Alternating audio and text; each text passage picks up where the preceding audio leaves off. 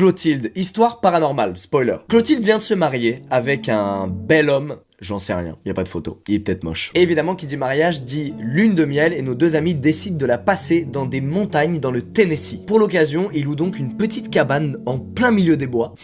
Mauvaise idée. Clotilde amène avec elle des fleurs, des gardénias. Pourquoi? Parce que c'est typique des offrandes qu'on peut faire à la montagne. Elle croit un peu à ce délire-là de bonne chance. En revanche, en arrivant, elle se lance pas dans un rituel ou un truc de sorcier, pas du tout. Juste, elle les met dans une boîte en bois qu'elle pose sur le toit de la cabane. Alors, ils s'installent, ils posent leurs affaires. Et ensuite, ils décident d'aller manger, de faire quelques courses. Et une fois de retour à la cabane, ils constatent que la boîte en bois n'est plus sur le toit de la cabane, mais qu'elle est explosée sur le sol. C'est-à-dire que le choc a été si violent qu'il y a des bouts de la boîte à plusieurs mètres du point d'impact. Alors, la raison n'est probablement pas surnaturel, je vous rappelle qu'ils sont dans une cabane au milieu des bois, donc il y a beaucoup plus de chances que ce soit un raton laveur ou un ours ou un écureuil qui soit passé par là et qui fait tomber la boîte. Mais il y a un détail quand même vachement chelou, c'est que dans la boîte il y avait des fleurs et que là par terre la boîte est explosée mais il y a aucune fleur. Donc Clotilde elle se dit bon, il y a peut-être du vent et ça les a emmenés à droite à gauche, mais en regardant autour d'elle, elle constate qu'il y a plein de feuilles d'arbres qui sont là posées par terre et qui ne bougent pas, il n'y a pas un pet de vent. Elle est un peu effrayée, elle s'éloigne, elle retourne à la cabane rejoindre son mari et sur le ton de la rigolade, elle se dit la montagne a apparemment pas du tout accepté mon offrande.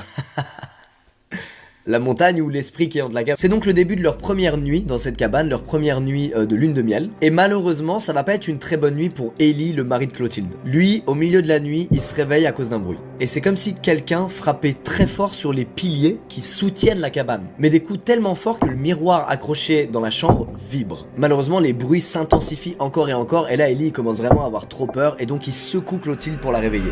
Sauf qu'elle se réveille pas. Elle se réveille pas, elle dort hyper profondément, elle est épuisée du voyage. Et au même moment, Ellie entend un nouveau bruit qui vient cette fois de la salle de bain, donc de l'intérieur de la cabane. Immédiatement, Ellie essaie une nouvelle fois de réveiller Clotilde, il la secoue, mais encore une fois, elle dort trop profondément, elle se réveille pas. Et là, il entend un nouveau bruit qui provient cette fois de la télé en face du lit.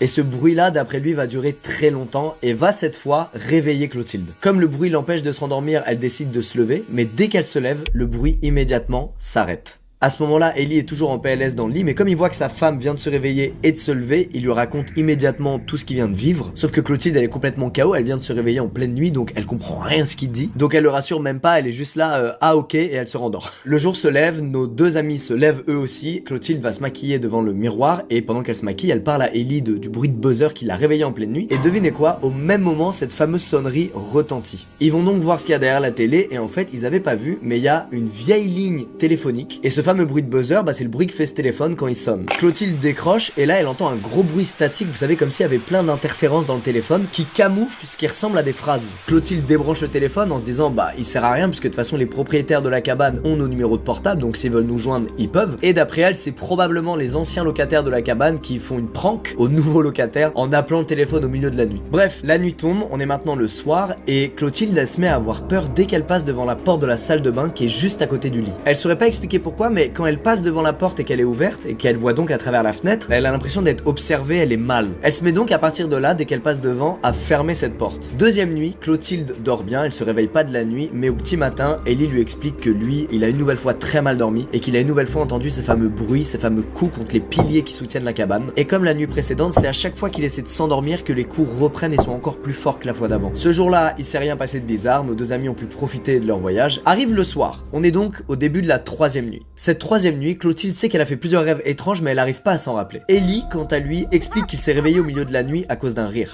Et c'est là qu'il a vu une femme passer à travers la fenêtre de la chambre, une femme qui avait une robe blanche, une peau très pâle et des longs cheveux noirs qui obscurcissaient son visage. Ellie panique complètement, il hurle dessus, il lui met des coups de pied mais elle rigole. Elle rigole et après un petit moment elle s'allonge par terre et donc elle est hors du champ de vision d'Ellie. Peu à peu il réussit à se rendormir, mais à chaque fois qu'il se rendort, il se fait réveiller car la femme à la robe blanche lui attrape les chevilles et rigole en même temps. Il prétend que tout ce qu'il a vécu est bien réel. Clotilde, elle, lui dit qu'il a sûrement fait une paralysie du sommeil. Bref, la journée passe, rien d'étrange et vient la quatrième nuit. Ellie explique à Clotilde que c'était de très loin la pire nuit du voyage. De l'autre côté, elle a aussi ce sentiment de mal-être vis-à-vis de la fenêtre de la salle de bain. Et en plus de ça, ce matin-là, elle constate que le pendentif porte-bonheur qu'elle a ramené et qu'elle a mis sur sa table de nuit a disparu. Clotilde précise que c'est pas un truc qui a de la valeur, c'est pas un objet qui vaut cher du tout, c'est de la camelote, mais en revanche, ça avait de la valeur affective pour elle. Et c'est un truc qui lui a souvent porté chance dans sa vie. Et donc évidemment, elle est triste de l'avoir perdu.